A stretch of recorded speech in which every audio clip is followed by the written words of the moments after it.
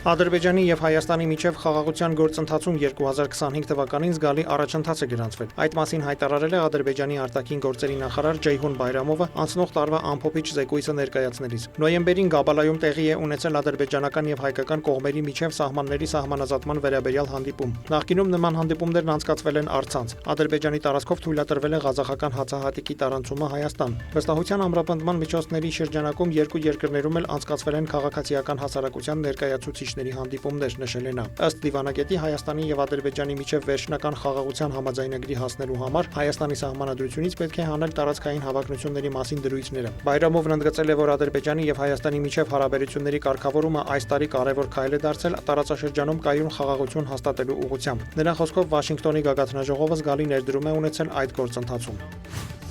Ղազախստանը քաղաքացիական ավիացիայի միջազգային կազմակերպության ICAO-ի պահանջներին համապատասխան հրապարակել է 2024 թվականի դեկտեմբերի 25-ին Ղազախստանում ադրբեջանական ավիաուղիներ ընկերությանը պատկանող ուղևորատար ինքնաթիռի կործանման վերաբերյալ միջանկյալ զեկույցը։ Դրա համաձայն հետաքննությունը հայտնաբերել է զենքի մաս կազմող կողմնակի մետաղական առարկաներ, որոնք ինքնաթիռը վնասած պայթուցիկ սարքի բեկորներ են։ Միջանկյալ զեկույցում չի նշվել այդ զենքի համակարգի մոդելը։ Ադրբեջանական լրատվամիջոցներն արձագանքել են զեկույցին, հիշեցնելով, որ Ռուսաստանի նախագահն արդեն հայտարարել է, որ զենքը պատկանում է Դաշնության հոբ ուժերին։ Հաջորդ փուլում ղազախական կողմը պետք է հրապարակի հետաքննության վերջնական զեկույցը։ Ի տարբերություն միջանկյալ փաստաթղթի, այն պետք է լինի ավելի մանրամասն, արտացոլելով հետաքննության ընթացքում բացահայտված բոլոր փաստացի տեղեկությունները, վթարի պատճառների վերլուծությունը եւ ապագայում նմանատիպ վթարների կանխարգելման առաջարկությունները։ Բաքու Գրոզնի չվերթն իրականացնող Ազալի ուղևորատար ինքնաթիռը կործանվել է 2024 թվականի դեկտեմբերի 25-ին Ղազախստանի Ակտաու քաղաքի մոտակայքում։ Ինքնաթիռում գտնվող 67 մարդուց 38-ը զոհվել է, 29-ը ողջ մնացել։ Ադրբեջանի նախագահի օգնական Հիքմետ Հաջիևն ավելի վաղ հայտարարել էր, որ ինքնաթիռի կործանման հետ կապված Բաքուն ռուսական կողմին 4 պահանջ է ներկայացրել՝ պաշտոնական ներողություն, վթարի համապարփակ հետաքննություն, մեղավորներին պատասխանատվության ենթարկում եւ փոխհատուցում։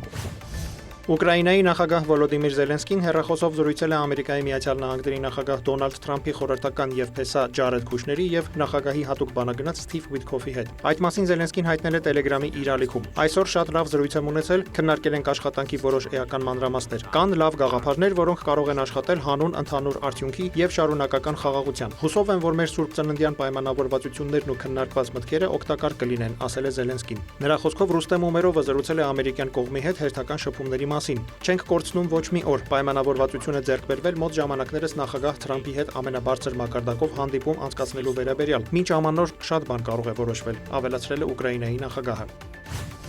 ԱՄՆ նախագահ Դոնալդ Թրամփը հայտնել է, որ իր հրամանով ամերիկացի զինվորականները Նիգերիայում հարվածել են Իսլամական պետություն ահաբեկչական խմբավորման ուժերին։ Այսօր որպես գերագույն հրամանատար իմ հրահանգով Միացյալ Նահանգները Նիգերիայի հյուսիս-արևմուտքում հուժկու եւ մահացու հարվածներ են հասցրել Իսլամական պետության ահաբեկիչներին, որոնք թիրախավորում եւ դաժանաբար սպանում են առաջին հերթին անմեղ քրիստոնյաների այնպիսի մասշտաբներով, ինչպիսիք չեն եղել տարիներ, նույնիսկ դարեր շարունակ, գրել է Թրամփը։ Նա հավելել է, որ նախազգուշացրել էր, եթե ահաբեկիչները չդադարեցնեն քրիստոնյաների սպանությունները, ապա թանկ կվճարեն դրա համար։ Պատերազմի նախարարությունը հասցրել է բազմաթիվ գերազանց հարվածներ։ Իմ ղեկավարությամբ մեր երկիրը թույլ չի տա, որ իսլամական արմատական ահաբեկչությունը բարգավաճի, ընդգծել է Միացյալ Նահանգների ղեկավարը։ Գրառման վերջում նա շնորհավորել է բոլորի Սուրբ Ծնունդը, այդ թվում սպանված ահաբեկիչներին։ Նիգերիայի արտգործնախարարությունն էլ հայտարարել է, որ երկրի կառավարությունը շարունակում է սերտորեն համագործակցել իր գործընկերների հետ, թույլատնելու ահաբեկչական ցանցերը, խաթարելու նրանց ֆինանսավորումը եւ լոգիստիկան ու կանխելու անդրսահմանային սպառնալիքները։ Դավիթ Մուրադյան, լուրեր։